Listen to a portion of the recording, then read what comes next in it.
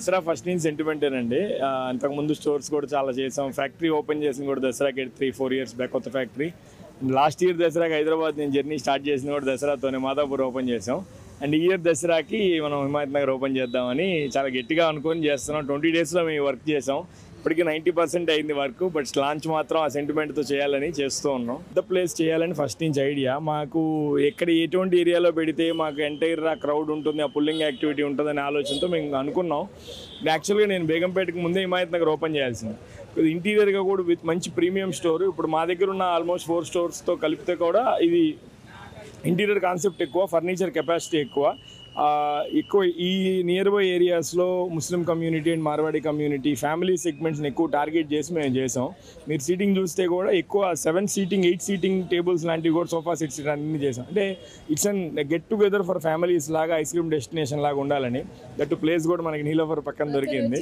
So that's so అంటే ఆ cream క్రౌడ్ని target చేస్తాం. ఆ హెల్త్ కాన్షియస్, ఆ ప్రీమియం ప్రోడక్ట్ కావాలనుకునే వాళ్ళు ఆటోమేటిక్గా మా టార్గెట్. ప్రోడక్ట్స్ మీకు రేంజ్ వాజ్ టూ హ్యూజ్. అంటే ఇప్పుడు regular milk based ice creams ఉన్నాయి, వీగన్కి almond milk and millet based ప్రోడక్ట్స్తో చేసిన ఐస్ క్రీమ్స్ ఉన్నాయి, అండ్ ట్రెడిషనల్ మిల్క్ అని goat milk, camel milk, donkey milk segment ఉన్నాయి.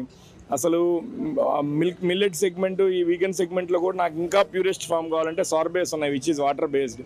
హియర్ మా టార్గెట్ ఏంటంటే ఒక ఫ్యామిలీ ఒక 7 to 8 పీపుల్ వస్తే ప్రతి ఏజ్ గ్రూప్ని మేము టార్గెట్ చేయాలి. అందుకే గ్రాసరీస్ పెట్టాం. ఇప్పుడు cocoa based products present R&D చేస్తున్నాం. అది కొత్త బ్రాండ్ లాంచ్ చేస్తాం.